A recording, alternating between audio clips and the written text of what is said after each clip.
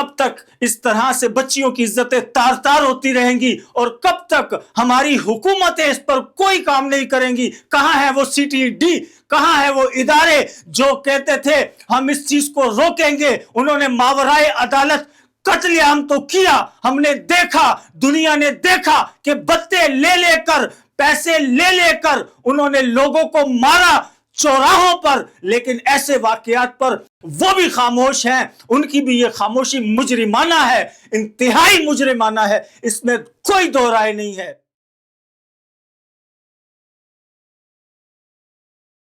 نحمده ونصلي ونسلم على رسوله الكريم، اما بعد فاعوذ بالله من الشیطان الرجیم، بسم اللہ الرحمن الرحیم۔ ان اللہ وملائکته یصلون علی النبی یا ایھا الذین آمنوا صلوا علیہ وسلموا تسلیما۔ صد بار شکر ہے اللہ پاک کا جس کے قبضے قدرت میں میری اور آپ کی جان ہے۔ حضور نبی کریم رؤوف الرحیم صلی اللہ علیہ وآلہ وسلم کی ذات پر کروڑوں درود۔ سامعین کرام، دوسروں کا طریقہ جب اپنے ہاں رائج کیا جاتا ہے تو اس کے بڑے نقصانات ہوتے ہیں۔ ان کے لیے مثال عام طور پر موجود ہے کہ کوا دوسروں کی چال جب چلنا سیکھ رہا تھا تو وہ اپنی چال بھی بھول گیا۔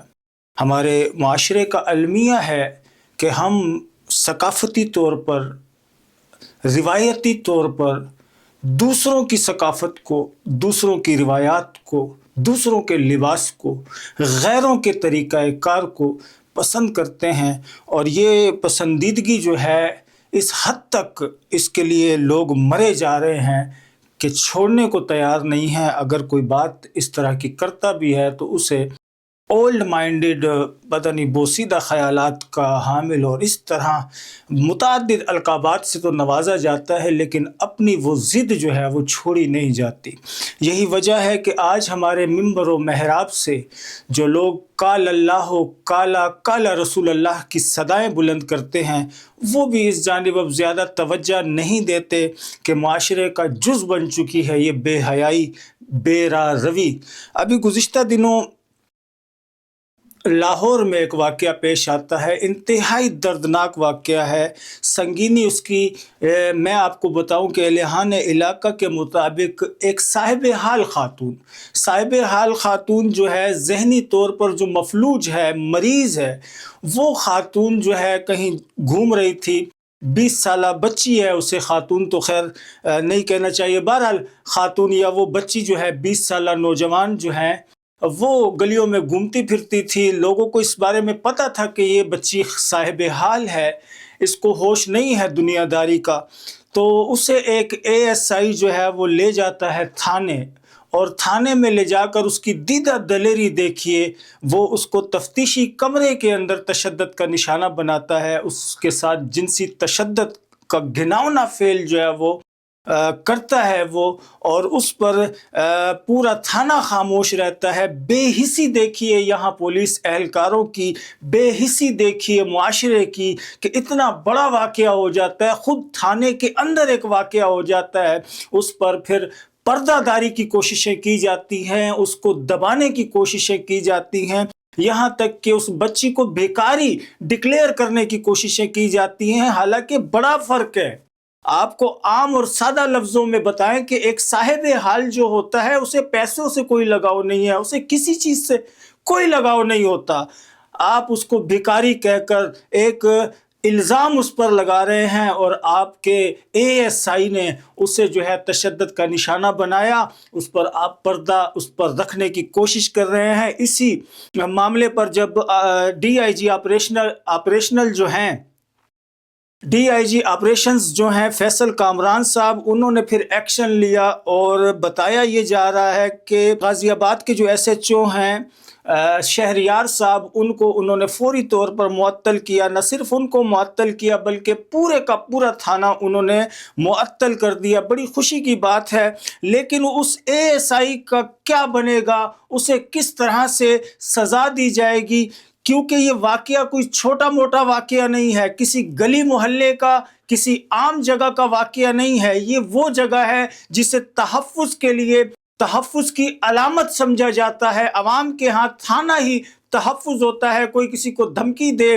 کوئی کسی کو کوئی ڈرانے کی کوشش کرے، کوئی کچھ بھی معاملہ ہو ایک عام شہری کے ساتھ، تو اس کے تحفظ کی جگہ جو ہوتی ہے وہ تھانہ ہوتا ہے، اور تھانے کے اندر ہی گھناؤنا فعل ہو جاتا ہے اور اس پر خاموشی ہوتی ہے۔ خود مریم نواز صاحبہ کی خاموشی معنی خیز ہے۔ لوگ سوال پوچھ رہے ہیں کہ کیا آپ کی گڈ گورننس ہے؟ کیا اسی کو گڈ گورننس آپ کہیں گے کہ تھانے کے اندر بدفعلی ہوتی ہے، اس کو پھر دبایا جاتا ہے، دبانے کی کوشش کی جاتی ہے، اور پھر ڈی آئی جی آپریشنز جو ہیں فیصل کامران صاحب وہ آتے ہیں منظر عام پر، وہ پورے کے پورے تھانے کو تو معطل کرتے ہیں، لیکن جو اصل جو وہ کہا جاتا ہے کہ کنویں سے کتا جو نکالنا تھا وہ نہیں نکالا گیا، اس آدمی کو کڑی سے کڑی سزا دی جائے جس نے صاحب حال بچی کے ساتھ، صاحب حال 20 سالہ شین، میں مکمل نام نہیں بتاتا، شین نامی بچی کے ساتھ جو ہے اس نے گھناؤنا فعل کیا۔ کیوں اس نے اس طرح سے کیا؟ اور تفتیشی ویسے تو کیمرے لگے ہوئے ہیں، بتایا جا رہا ہے کہ تھانوں کے اندر کیمرے لگے ہوئے ہیں، اور انتہائی حساس جگہ ہوتی ہے تفتیش کا کمرہ، اس کے اندر کیمرہ موجود کیوں نہیں تھا؟ اگر موجود تھا تو اس کو کیوں نہیں دیکھا گیا؟ کس نے نہیں دیکھا؟ کیا وجہ بنی؟ آپ تو کہتے ہیں ہم نے پورے تھانوں کو جو ہے سیکیور کر دیا ہے، کیمروں کا سسٹم لگا دیا ہے۔ انتہائی اہم کمرہ ہے تفتیش کا، اس کے اندر کیمرہ موجود نہ ہونا یہ کوئی چھوٹی موٹی بات نہیں ہے، یہ بہت بڑی بات ہے۔ آج ہمارا جو نوجوان ہے وہ اس طرح کے واقعات پر خاموش رہتا ہے، کچھ نہیں کہتا، حالانکہ یہ وہ واقعات ہیں جن کو اٹھانے کی ضرورت ہے۔ کسی کی عزت تار تار ہوتی ہے، کوئی صاحب حال بچی آج محفوظ نہیں ہے، باقیوں کو تو آپ چھوڑ دیں، صاحب حال بچی محفوظ نہیں ہے، جس کو دنیا داری کا پتہ ہی نہیں ہے، جس کے ذہن میں دنیا داری ہے ہی نہیں، اس کو بھی نہیں چھوڑا جاتا۔ اس سے اور بڑا ظلم کیا آپ نے دیکھنا ہے؟ پنجاب گورنمنٹ نے اس سے بڑا کون سا ظلم دیکھنا ہے؟ اس سے بڑا اور کیا ہو سکتا ہے؟ اور قیامت آنا کس کو کہتے ہیں؟ قیامت آنا اسی کو کہتے ہیں کہ ایک بے لاگ قسم کی بچی ہو اور اس کو آپ لے جائیں اور تشدد کا نشانہ بنائیں، پھر اس پر الزامات عائد کرنے کی کوشش کریں۔ جب آپ کو گھبراہٹ ہو کہ نہیں جی اہل خانہ تو آ گئے ہیں، پوچھ رہے ہیں، پھر آپ اس بچی کو گھر چھوڑ کے آ جائیں۔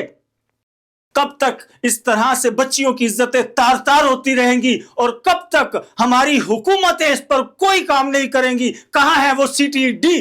کہاں ہے وہ ادارے جو کہتے تھے ہم اس چیز کو روکیں گے؟ انہوں نے ماورائے عدالت قتل عام تو کیا، ہم نے دیکھا، دنیا نے دیکھا کہ بتے لے لے کر، پیسے لے لے کر انہوں نے لوگوں کو مارا چوراہوں پر، لیکن ایسے واقعات پر وہ بھی خاموش ہیں۔ ان کی بھی یہ خاموشی مجرمانہ ہے، انتہائی مجرمانہ ہے، اس میں کوئی دو رائے نہیں ہے۔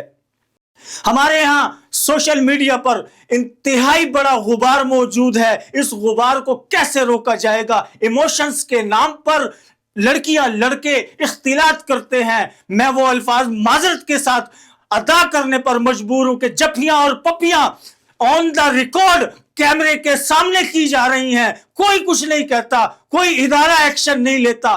کہاں ہے وہ سائبر کرائم کہ وہ دیکھے کہ کون سے ایموشنز ہیں یہ جو ختم نہیں ہو رہے نوجوانوں کے؟ کون سا ہنسی مذاق ہے جس کی کوئی حد بھی نہیں ہے؟ اس زمانے میں کیا ہو رہا ہے اور اس ملک کے اندر ہو رہا ہے جو لا الہ الا اللہ محمد الرسول اللہ کے نام پر بنا، جس میں لوگوں نے شہادت صرف اس وجہ سے پیش کی کہ یہاں پر اسلامی قانون ہوگا، اسلام نافذ ہوگا، اسلام تخت پر آئے گا۔ آپ نے اسلام کو تو کیا تخت پر لانا تھا؟ آپ نے تو اسلام کو کیا نافذ کرنا تھا؟ آپ نے تو نوجوان کو مفلوج کر دیا۔ اخلاقی طور پر وہ آج یہ چیزیں دیکھ کر خوش ہوتا ہے، ان ایموشنز کو دیکھ کر، اس طرح کی بھدی اداکاریاں ہیں ان کو دیکھ کر نوجوان خوش ہو رہا ہے، محظوظ ہو رہا ہے۔ سارا دن فضول کا ہنسی مذاق ہے، گالی گلوچ ہے، پتہ نہیں کتنی اپلیکیشنیں ہیں جو اس طرح کا دھندا کر رہی ہیں، انہیں کوئی لگام ڈالنے والا نہیں ہے، انہیں کوئی روکنے والا نہیں ہے، وہ ایسے دندنا رہے ہیں نوجوان جیسے ان کو کوئی بھی روکنے والا نہیں ہے، نہ ماں باپ ان کو سمجھانے والے ہیں، نہ معاشرہ ان کو سمجھانے والا ہے، اور نہ معذرت کے ساتھ، میں معذرت کے ساتھ یہ کہنے پر مجبور ہوں، ہمارا محراب و مسجد یہاں سے بھی اب کوئی آوازیں نہیں آتی ان کے خلاف، یہاں بھی خاموشیاں طاری ہیں۔ اور میں نے کئی بار یہ دیکھا ہے علماء کرام جو ہیں وہ خود بھی ٹک ٹاک جیسے اس طرح کی چیزوں پر محظوظ ہو رہے ہوتے ہیں، دیکھو دیکھو یہ فلاں مذاق کیسے کر دیا، دیکھو دیکھو یہ فلاں مذاق کیسے کر دیا۔ او بھائی مذاق تو کر دیا، اس کا اثر کیا ہوگا معاشرے پر؟ یہ بات میں نے پہلے بھی کہی تھی۔ آج ہمارے اخبارات کیا کر رہے ہیں؟